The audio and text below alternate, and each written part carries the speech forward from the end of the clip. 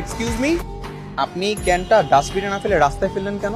Sorry. আপনাকে এখন শাস্তি পেতে হবে। আপনি রাস্তা নোংরা করেছেন, অন্যায় করেছেন, আর অন্যায় স্বরূপ আপনাকে 10 মিনিট এখন আমাদের সঙ্গে কাজ করতে হবে। আমি নোংরা করেছি, আমি এটা ডাস্টবিনে ফেলে দিচ্ছি, শেষ। এখানে যারাই নোংরা ফেলছে আপনি কি প্রত্যেককে ধরে ধরে 10 মিনিট করে শাস্তি দিচ্ছেন রাস্তা পরিষ্কার করার? আমরা শুধু দু একজনকে ধরে ধরে শাস্তি দিচ্ছি যেন বাকিরা এমনিতেই শুধরে যায়, আর তাই এখন আপনাকে আমাদের সঙ্গে কাজ করতে হবে। আপু, লজ্জার কিছু নেই, আসুন আমাদের সাথে জয়েন করুন, আপনার ভালো লাগবে।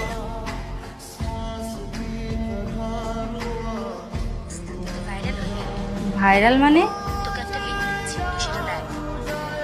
তুই যে এত সুন্দর ঝাড়ু দিস তা তো জানতাম না। বাবা তোমরাও দেখেছো? প্রত্যেকে ফোন দিয়ে বাহবা করেছে আর তোকে দোয়া দিয়েছে। আমি তো বুঝতেই পারিনি এত সবকিছু হয়ে যাবে। গতকালকে তো আপনাকে দিয়ে কত জোর করে কাজ করাতে হলো, আজকে আবার নিজে থেকে কাজ করতে আসছেন। কালকে আপনাদের সবার সাথে কাজ করে আমার ভালো লাগছে, এই জন্য আসছি। তাই এখন বলেন আমার কি করতে হবে?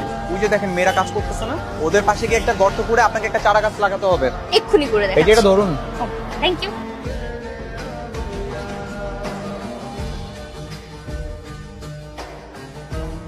এই যে গেটের সামনে একটা লেটার বক্স লাগাইছিস, তোর কি মনে হয় এই জামানায় কেউ তোকে লেটার দিবে? না দিলে নেই, আমার শখ, চিঠি আমার ভালো লাগে, তাই একটা লেটার বক্স বানিয়ে রাখছি।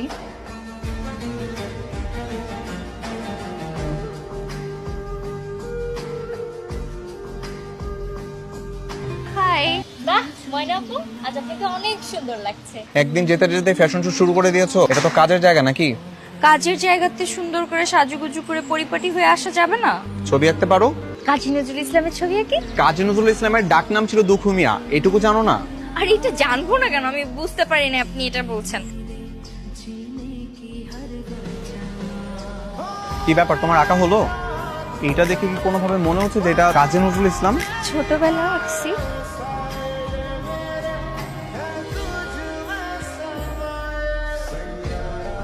দুঃখমিয়া, দুঃখমিয়ার কত আবদার। একবার নীল শাড়ি পরে দেখতে চাই, একবার সাদা শাড়ি পরে দেখতে চাই, যেন আমার বিয়ে করা ভুল। আমি তোমাকে চিনি। আজকেও শাড়ি পরে আসছো? তুমি কি সাজগোজ ছাড়া আর কিছুই বোঝো না? আগামী 1.5 মাস আমাদের এই সকল কার্যক্রম বন্ধ থাকবে, ঠিক আছে? কার্যক্রম বন্ধ থাকবে কেন?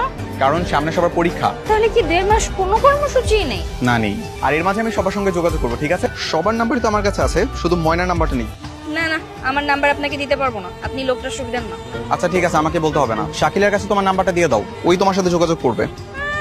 ওকে কেন দিব? আমি ওকে নাম্বার দিব, তারপর ওর থেকে নাম্বার নিয়ে আমাকে আপনি ডিস্টার্ব করবেন। আপনাকে চিনি না আমি।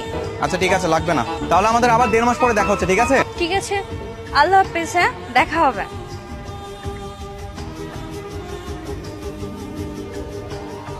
আমি বাইরে গেলে সে তো আমাকে সবসময় দেখে, তাহলে কাল বাইরে গিয়ে আমি চারদিকে সবার প্রতি নজর রাখবো।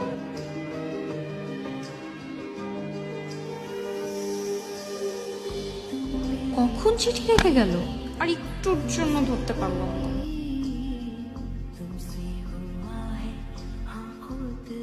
মনের অনুভূতি জানিয়ে দিলাম, এবার তাড়াতাড়ি উত্তর দিও দুঃখ মিয়া।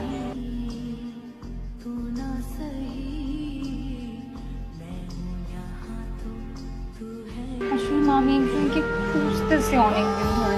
আমার মনে হয় পাড়ার কোনো দুষ্টু ছেলে এই কাজ করেছে। আমি মনে প্রাণে বিশ্বাস করি এই মানুষটা আমাকে ভালোবাসে। আমিও তার চিঠি প্রেমে পড়ছি না, কিন্তু সে না আর আসে না।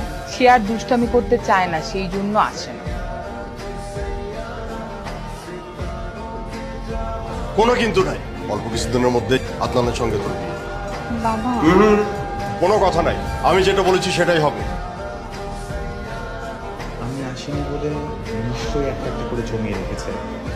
মনের মধ্যে ভালোবাসার ঝড় তুলে নিজেকে লুকিয়ে রাখছেন কেন?